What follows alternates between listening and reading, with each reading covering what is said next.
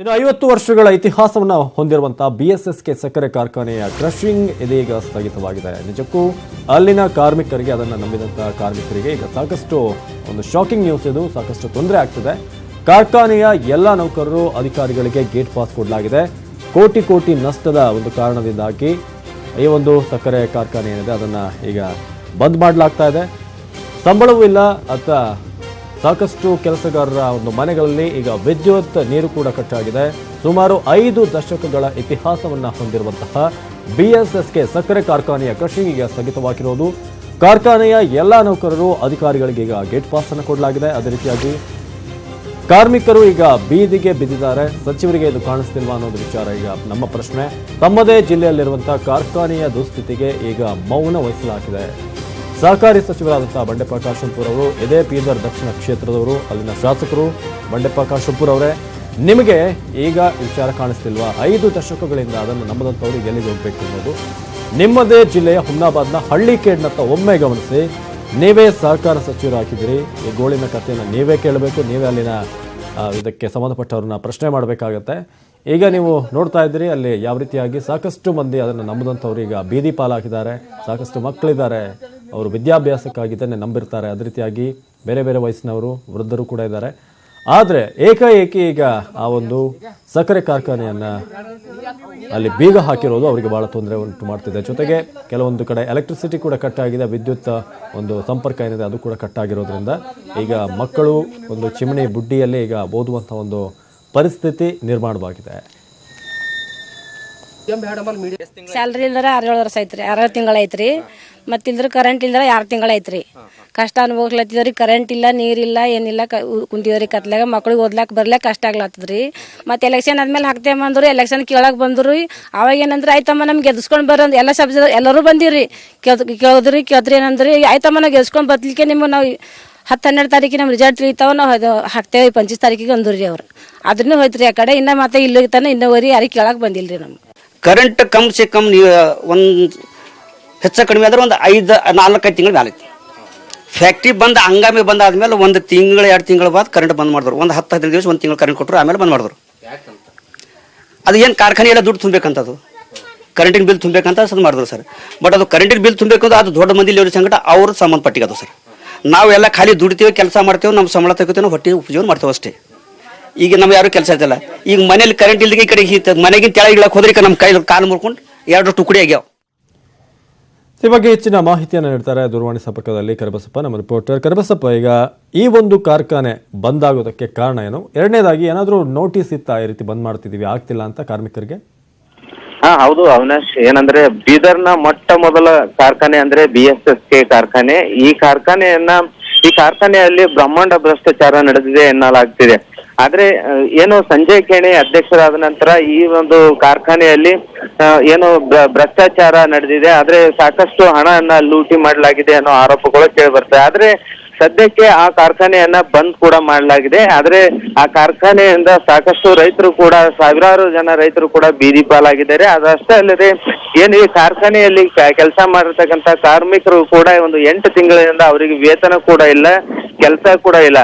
ಹೀಗಾಗಿ ಆ ಕಾರ್ಮಿಕರ ಕಾಲನಿಯಲ್ಲಿಯೂ ಕೂಡ ಕುಡಿಯಕ್ಕೆ ನೀರು ಮತ್ತು ವಿದ್ಯುತ್ ಸೌಕರ್ಯ ಕೂಡ ಇಲ್ಲ. ಹೀಗಾಗಿ ಅಲ್ಲಿನ ಕಾರ್ಮಿಕರು ಕೂಡ ಏನು ವಿದ್ಯುತ್ ಇಲ್ಲದೆ ಏನು ಬದುಕುತ್ತಿದ್ದಾರೆ. ಅದು ಸಾಕಷ್ಟು ಸಂಕಷ್ಟದಲ್ಲಿ ಕೂಡ ಇಲ್ಲಿನ ಕಾರ್ಮಿಕರು ಒಂದು ಸಂಕಷ್ಟ ಅನುಭವಿಸ್ತಾ ಇದ್ದಾರೆ. ಇದ್ರೆ ಇಲ್ಲಿವರೆಗೂ ಯಾರ ರಾಜಕಾರಣಿಗಳಿರ್ಬೋದು, ಆದ್ರೆ ಈ ಬಿಎಸ್ಎಸ್ಕೆ ಕಾರ್ಖಾನೆ ಅಧ್ಯಕ್ಷರಾದಂತಹ ಸಂಜಯ್ ಖೇಣಿ ಅವರು ಕೂಡ ಇಲ್ಲಿವರೆಗೂ ಭೇಟಿ ನೀಡಿಲ್ಲ.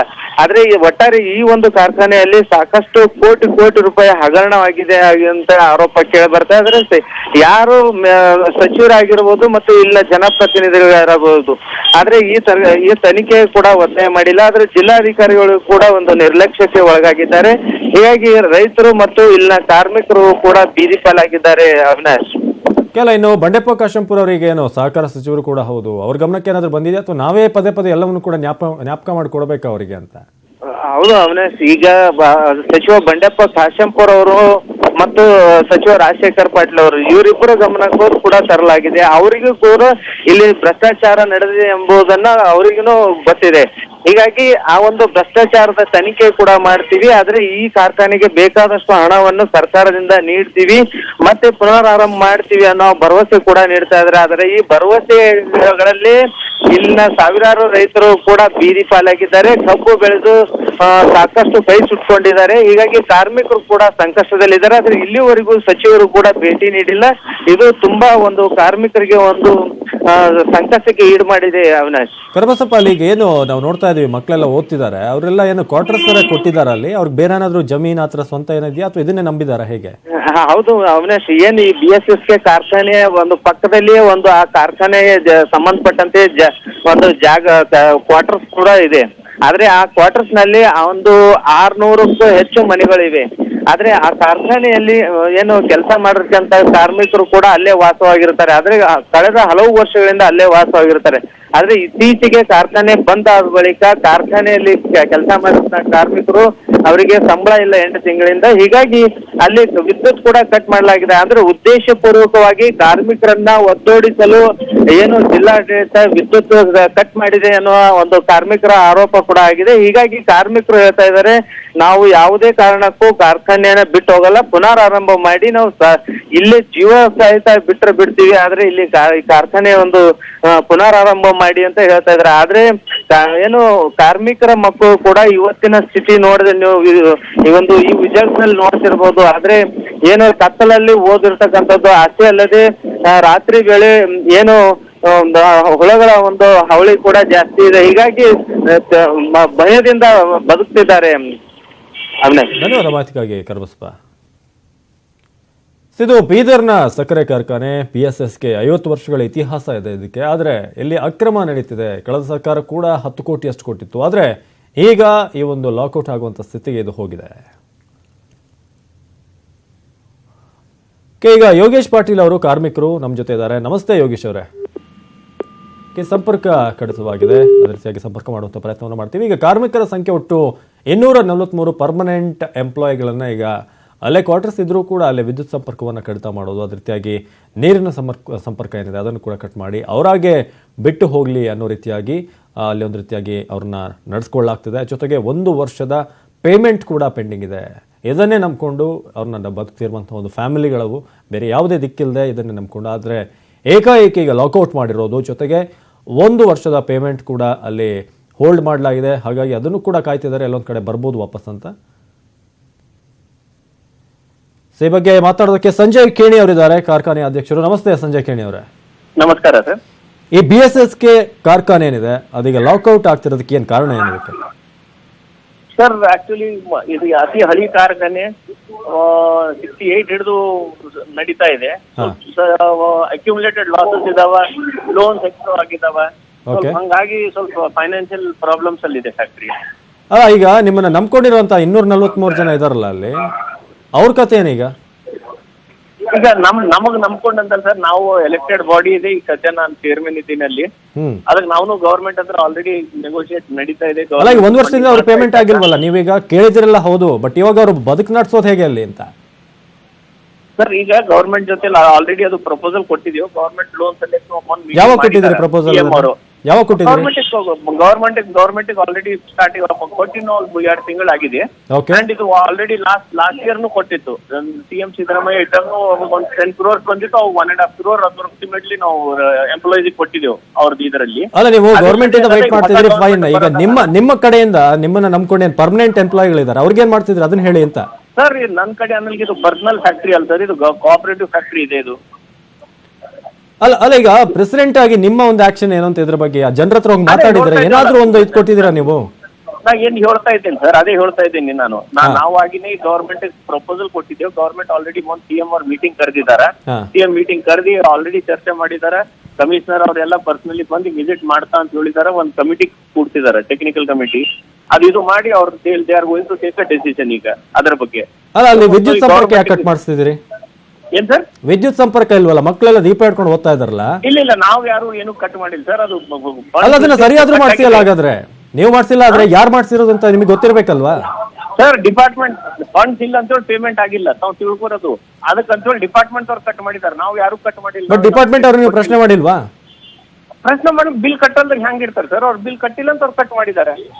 ಅಲ್ಲ, ನಿಮ್ಮೆಲ್ಲ ಪ್ರಾಬ್ಲಮ್ಗಳಿಗೆ ಅಲ್ಲಿ ಎಂಪ್ಲಾಯ್ಗಳು ಯಾಕ್ರಿ ಅಲ್ಲಿ ಸಫರ್ ಆಗ್ಬೇಕು? ಎಂಪ್ಲಾಯ್ ಸಫರ್ ಆಗ್ಲಿಕ್ಕೆ ಅದೇನಿಲ್ಲ ಅವ್ರು ನಿಮ್ಮನ್ನ ನಂಬ್ಕೊಂಡು ನೀವು 50 ವರ್ಷಗಳಿಂದ ಇದೇ ಕಾರ್ಖಾನೆ, ಅವ್ರು ಯಾಕೆ ಸಫರ್ ಆಗ್ಬೇಕು ಅಂತ? ಸರ್ ಈಗ ನಾ ಅಧ್ಯಕ್ಷ ಆಗಿ 2015 ಅಧ್ಯಕ್ಷ ಆಗಿದ್ದೀನಿ ನಾನು. ಅದರಲ್ಲಿ ಅದಾಗ ನಾನು 6 ತಿಂಗಳು ನಾನು ಅಧ್ಯಕ್ಷ ಇದ್ದಿಲ್ಲ, ನಾವು ನಡು ಇದ್ದಿದ್ದಿಲ್ಲ ನಾನು ಅಧ್ಯಕ್ಷ 2017 ಹಾ. ಅದಕ್ಕೆ ಇದು ಪರ್ಸನಲ್ ಪ್ರೈವೇಟ್ ಫ್ಯಾಕ್ಟರಿ ಅಲ್ಲ, ಇದು ಗವರ್ಮೆಂಟ್ ಇದು ಇದೆ, ಕೋಆಪರೇಟಿವ್ ಶುಗರ್ ಫ್ಯಾಕ್ಟರಿ ಇದೆ ಇದು. ಅಲ್ಲ, ಈಗ ನೀವೇ ಒಂದು ಸಜೆಷನ್ ಕೊಡಿ, ಆ ಫ್ಯಾಮಿಲಿ ಅವ್ರು ಏನ್ ಮಾಡ್ಬೇಕು ಹೇಳಿ ಈಗ?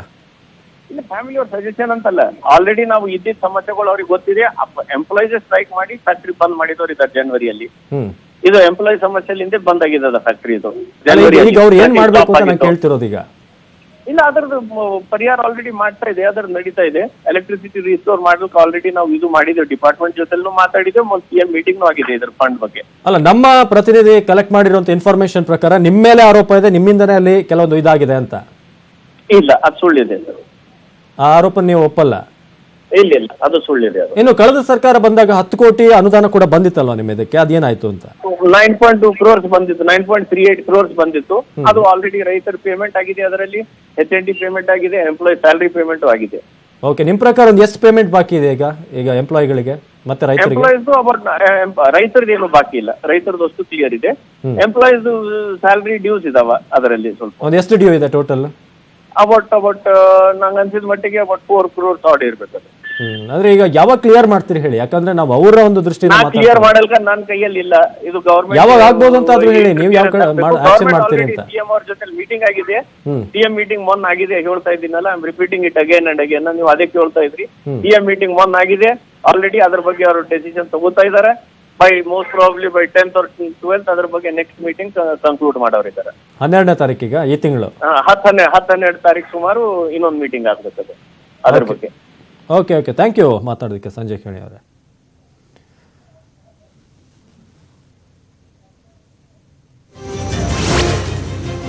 BSSK ಸಕ್ಕರೆ ಕಾರ್ಖಾನೆಯ ಕ್ರಷಿಂಗ್ ಸ್ಥಗಿತದ ವಿಚಾರವಾಗಿ ಜಿಲ್ಲಾಧಿಕಾರಿಗಳಿಗೆ ಕೂಡ ನಾವು ಸಂಪರ್ಕ ಮಾಡುವಂತ ಪ್ರಯತ್ನವನ್ನು ಮಾಡಿದ್ವಿ. ಕಾರ್ಖಾನೆಯ ಎಲ್ಲ ನೌಕರರು ಅಧಿಕಾರಿಗಳಿಗೆ ಗೇಟ್ ಪಾಸ್ ಕೊಟ್ಟಿದ್ದಾರೆ.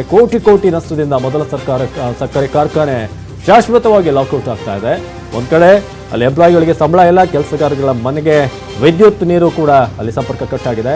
ಆದರೆ ಜಿಲ್ಲಾಧಿಕಾರಿಗಳಿಗೆ ಇದರ ಬಗ್ಗೆ ಯಾವುದೇ ಮಾಹಿತಿ ಇಲ್ವಂತೆ. ಇಷ್ಟೆಲ್ಲ ಸಮಸ್ಯೆ ಆಗ್ತಿದ್ರು ಕೂಡ ಜಿಲ್ಲಾಧಿಕಾರಿಗಳು ನನಗೆ ಯಾವುದೇ ಇನ್ಫಾರ್ಮೇಶನ್ ಬಂದಿಲ್ಲ ಇದ್ರ ಬಗ್ಗೆ ಅಂತ ಹೇಳ್ತಾರೆ. ಅಲ್ಲಿ 1 ವರ್ಷದಿಂದ ಇಡೀ ಒಂದಷ್ಟು ಜನ ಕುಟುಂಬ ಅಲ್ಲಿ ಒದ್ದಾಡ್ತಾ ಇದೆ, ಜಿಲ್ಲಾಧಿಕಾರಿಗಳಿಗೆ ಮಾಹಿತಿ ಇಲ್ಲ ಅನ್ನೋದು ಉತ್ತರವನ್ನು ಕೊಡ್ತಾರೆ. ಯಾವಾಗ ನ್ಯಾಯ ಕೊಡ್ತೀರಾ ಅನ್ನೋದು ಪ್ರಶ್ನೆ ಸಂಜಯ್ ಖೇಣಿ ಅವ್ರನ್ನ ಕೂಡ ಕೇಳಿದ್ರೆ ಅವರು ಗೌರ್ಮೆಂಟ್ ಕಡೆ ಬೊಟ್ಟು ಮಾಡ್ತಾರೆ.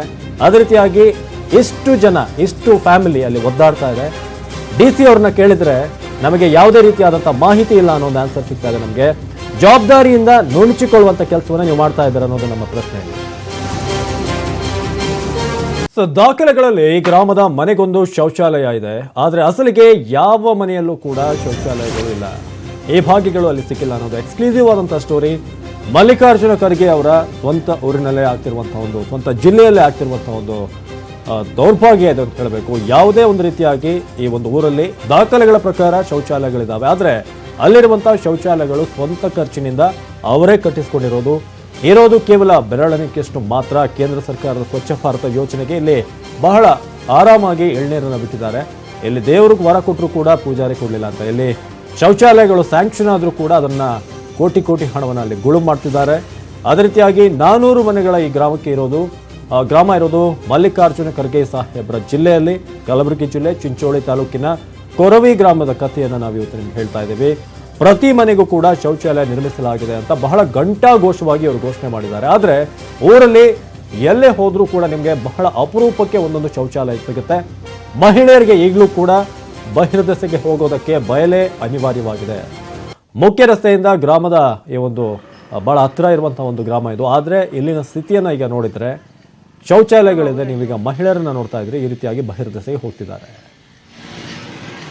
ಸಂಡಾಸ್ ರೂಮಿಂದು ಭಾಳ ತಕ್ಲೀಫ್ ಆದ್ ನೋಡ್ರಿ. ನಮಗೆ ಹೆಣ್ಮಕ್ಳಿಗೆ ತಕ್ಲೀಫ, ಈ ಕಡೆ ರೋಡಿಗೆ ತಕ್ಲೀಫ, ಹಳ್ಳದ ಕಡೆ ತಕ್ಲೀಫ. ಊರು ಸುತ್ತಮುತ್ತ ಸಂಡಾಸ್ ರೂಮೇ ಇಲ್ಲ. ನಮ್ಮ ಕೈಲಾಗ್ಲಾರ್ದವ್ರಿಗೆ ಹರಿದವ್ರಿಗೆ ಬಂತು, ಮುದುಕರಿ ಬಂತು, ಎಲ್ಲ ಬಂತು. ಭಾಳ ತಕ್ಲೀಫ್ ಆದ್ ನೋಡ್ರಿ. ಕೊರಿ ಊರ ಸಂಡಾಸ್ ರೂಮೇ ಇಲ್ಲ. ಆ ರೋಡಿಗೂ ಹೆಣ್ಮಕ್ಳಿಗೆ ಹೋಗ್ಲಕತ್ರ ತ್ರಾಸು. ಗಂಡಸ ಮಕ್ಳು ಬರ್ತಾರ, ಗಳಿಗೆ ಹೀರೋ ಹೊಂಡ ಗಾಡಿ ಬರ್ತದ, ಕಾರ್ ಬರ್ತದ, ಲಾರಿ ಬರ್ತದ, ಇವೆಲ್ಲ ಬರ್ತಾವ. ಹೆಣ್ಮಕ್ಳು ಎಷ್ಟಂತ ಎದ್ದು ನಿಂದಿರ್ಬೇಕ್ರಿ. ಎಲ್ಲ ಕಡೆ ಸಂಡಾಸ್ರು ಮೇಲೆ ನಮ್ಮ ಊರ್ ಕಡೆ.